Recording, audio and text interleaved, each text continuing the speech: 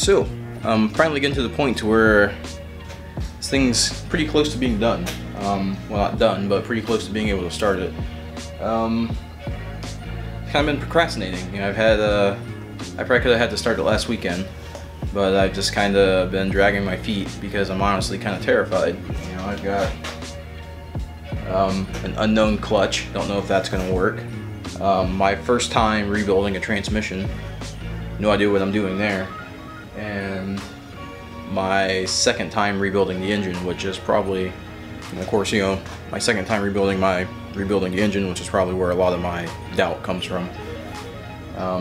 You know, had it not been for the engine failure, I'd probably be a lot more gung-ho about this.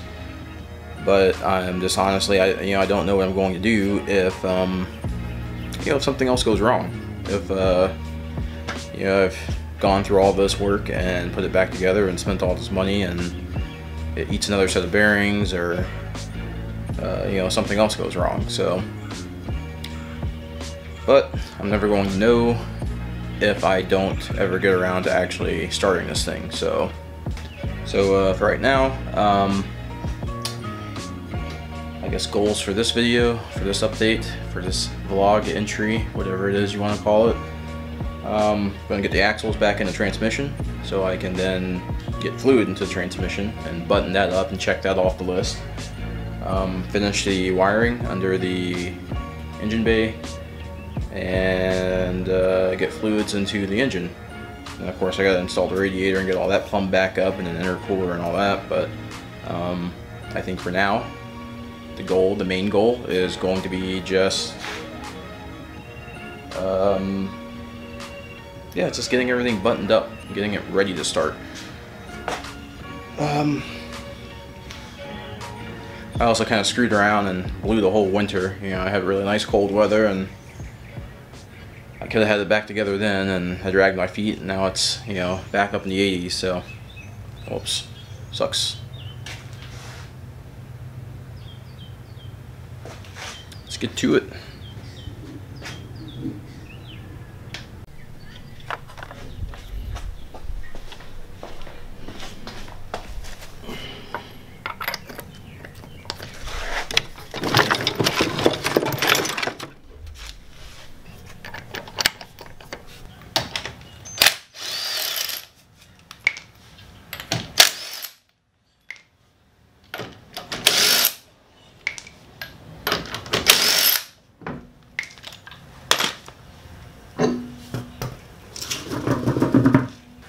Alright, so this side's pretty easy to get back in.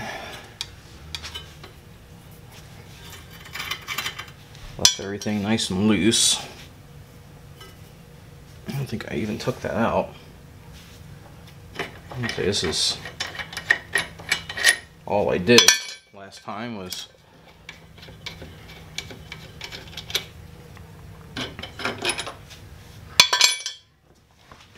just pull this out.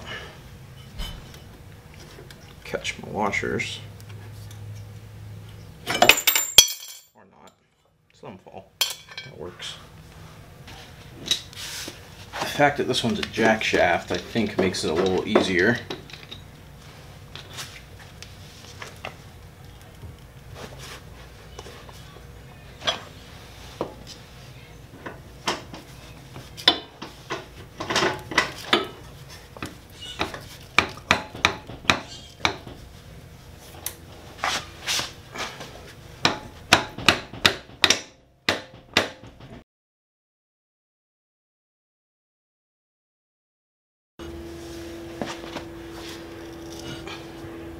There we go.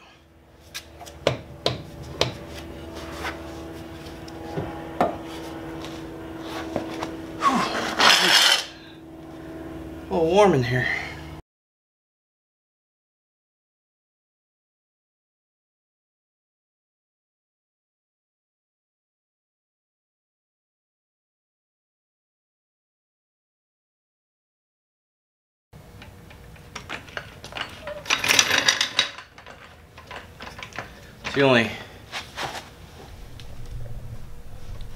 It's the only bad thing about coilovers is, I don't know if it's really a bad thing, but you know, actual coilover itself is so short that in order to get the hub to actually come back up and mate with the coilover, usually I use a jack to jack it up.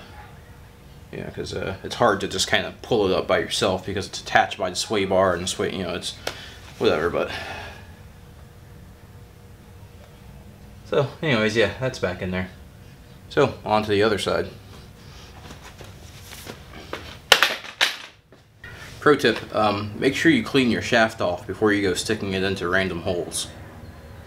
But seriously, you know, this axle goes into the transmission and it's, you know, coated with transmission fluid.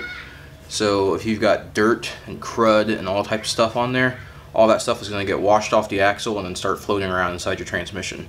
So you probably don't want that. You probably don't want dirt and metal flakes and whatever else has been, you know, floating around your garage to end up inside there, because, you know, that'll cause some damage over time. So make sure you clean off your axles before you put them back into the or at least, you know, clean off the shaft, the input, the part that goes into the transmission. Clean it off before you put it back into the transmission, because you don't want to contaminate your transmission fluid.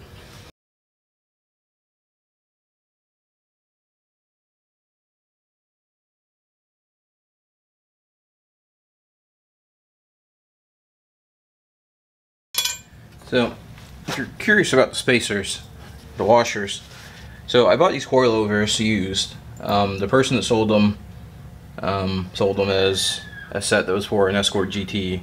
I think they may have been a set for a Probe GT, which isn't a big deal because they're basically the same, except for the spacer on the spacing on this knuckle is just a little bit wider.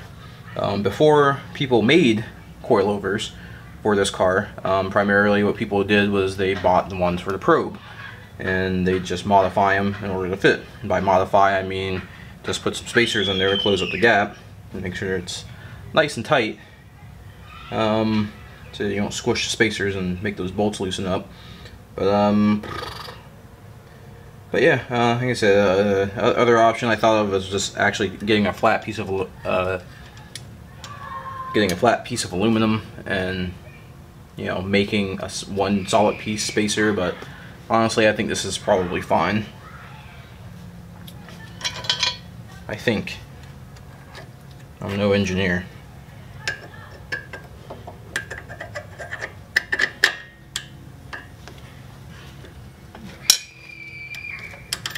God bless America. Come on, stop it.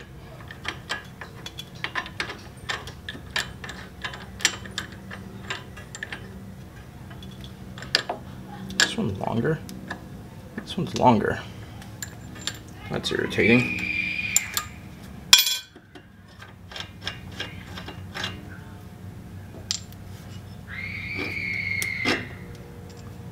I like how kids always sound like they're being murdered. I don't know why. I don't know why kids have to do it. Why do they have to scream all the time?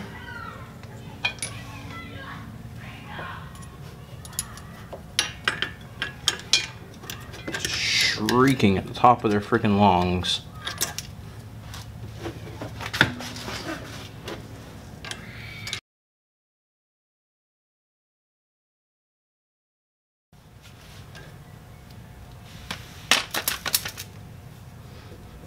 Yep, there we go on that.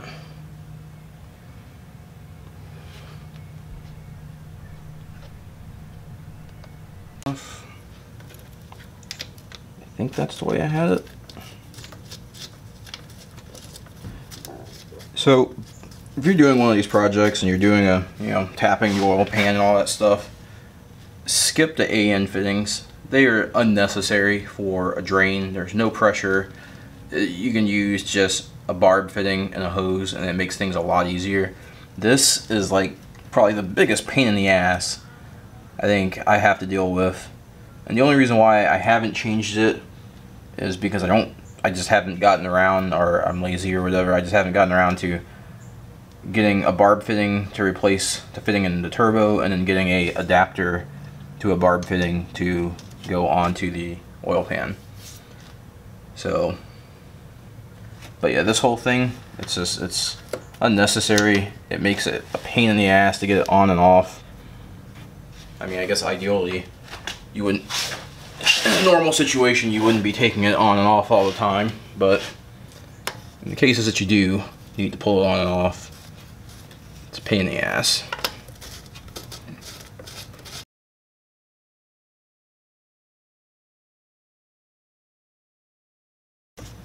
God, what a freaking pain this is.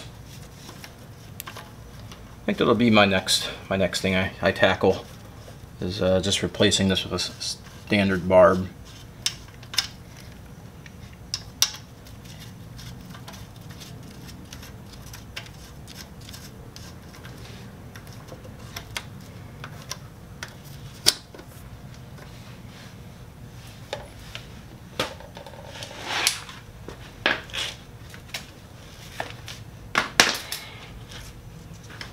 The other reason why I haven't replaced it is because I'm kind of thinking about going with a different turbo. I want to go GT35, and I feel like it's going to sit slightly differently, so I don't really want to go changing things only to change them again very shortly.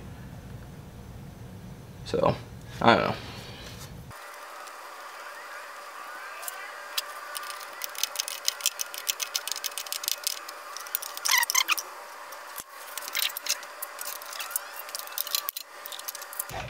But yeah, just skip the AN lines for oil return for turbo drains, because it's ridiculously expensive and it's just totally unnecessary for its purpose.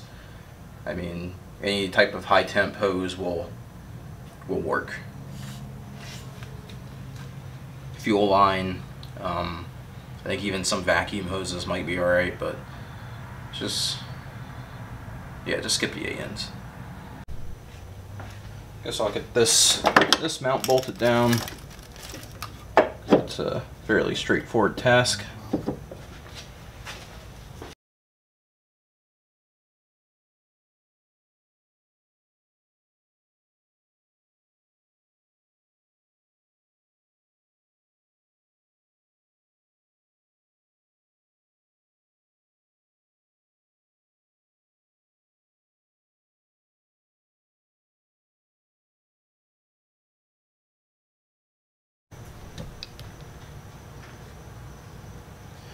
Alright, so now I'm just going to go ahead and put some transmission fluid into or transmission oil into the transmission while I still have a clear shot at the hole there.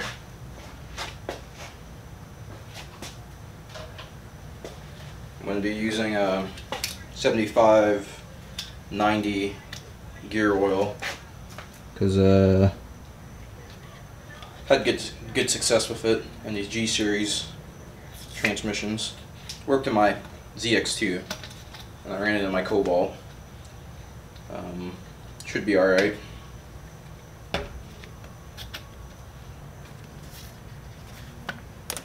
Can't quite get my finger in there. I swear these double entendres aren't intentional at all. Move that out of the way. Should be able to get right in there.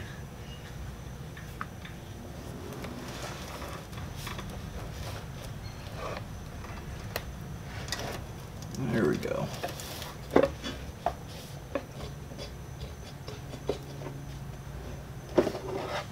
You know, I thought this thing only took a quart, but apparently I was wrong.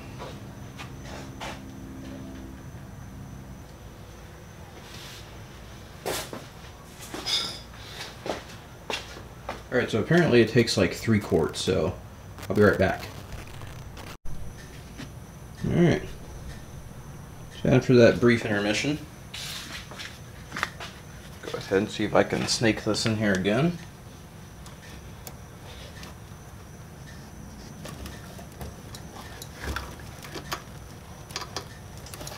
Go. Now that I know that it takes a whole 3 quarts, 3.5 quarts.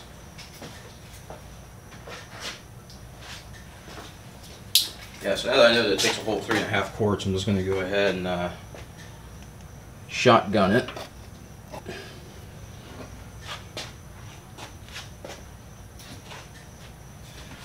Just dump it all in there.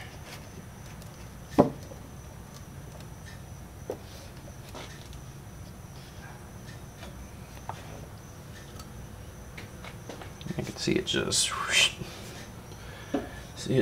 drain right in there. No effort, no squeezing. All right, so updates. So I've gotten a little bit of work done since the last video, or since the last clip. I'm not really sure how I'm going to put this together yet. I'm not sure if I'm going to do this as multiple videos or do this as just a kind of one video with multiple days compiled together. That might be a good way to do it. Anyways, so gotten some more stuff done. Gotten the harness. That was weird. Got the harness tucked away, battery tray in. Radiator is in and plumbed. The remaining wiring is done. So basically, all I really have left is to put the distributor on and put some oil in here, prime it, and try and start it.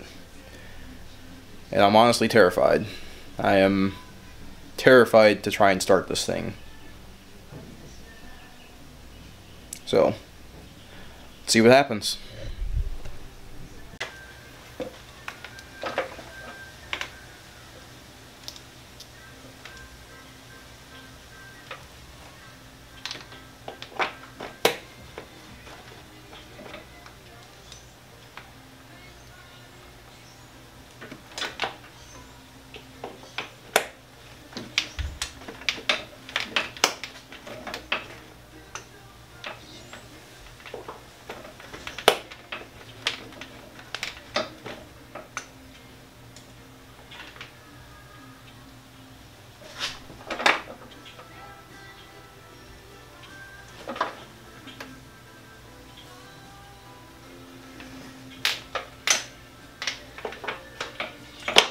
Here we go.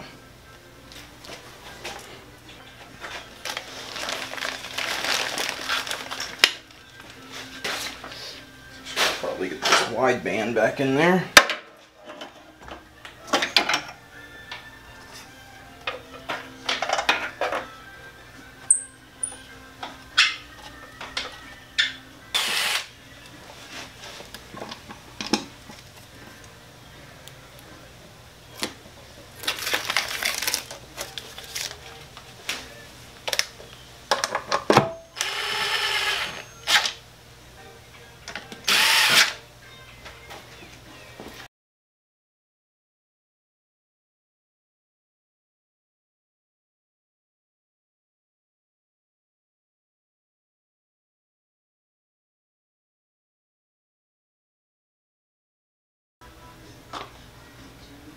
Going to be going with a straight 30 weight for the first start, because that's what Flying Miata recommends.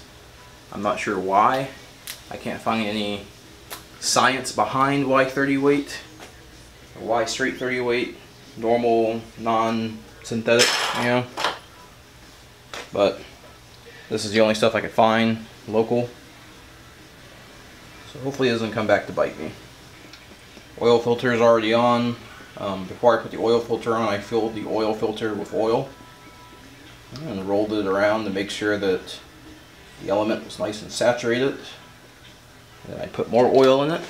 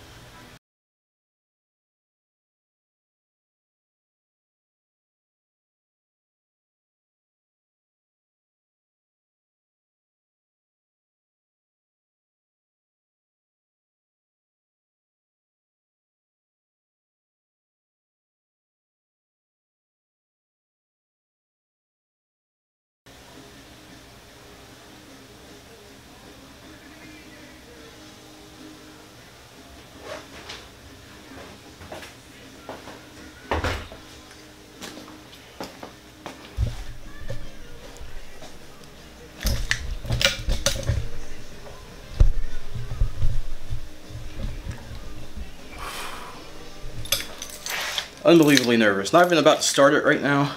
Just gonna crank it over to get some oil flowing. Also need to put water inside the system too. I might want to do that. So water, and then gonna crank it over to try and build some oil pressure.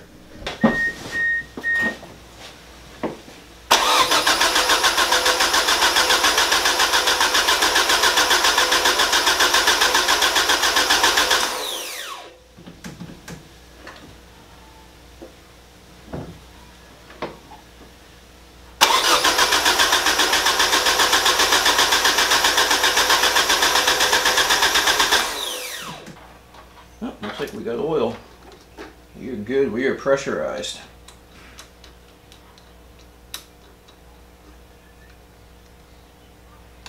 Now I can plug the ECM in, ECU, whatever you want to call it, and actually try and start it. Did I mention how nervous I am about this? Don't look like it. I don't think I heard the fuel pump kick on though.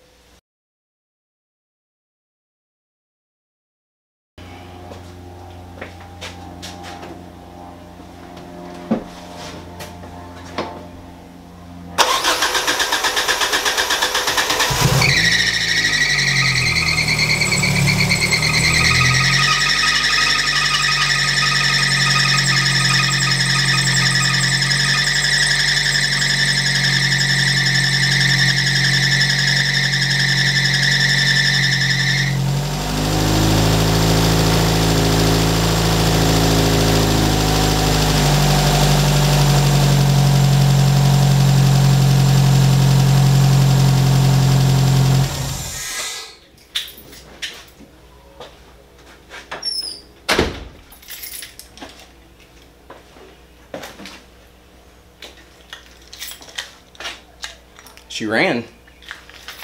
Alright. So, I have to address the fuel that's spraying out profusely from everywhere. Oh. Like, everywhere. Every place. Jesus. Everything's soaked with fuel.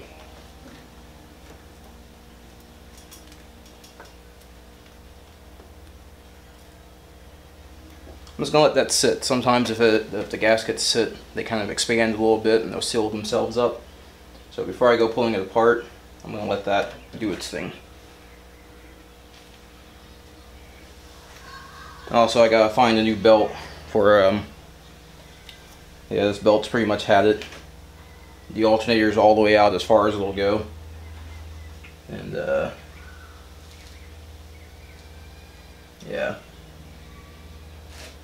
So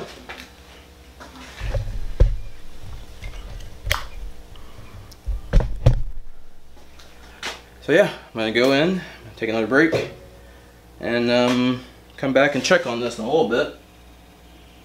Yeah, it's just spewing gas everywhere. Happens every single time. Those O-rings just shrink up and every single injector leaks.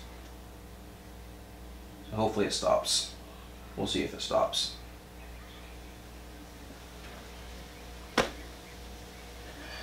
All right.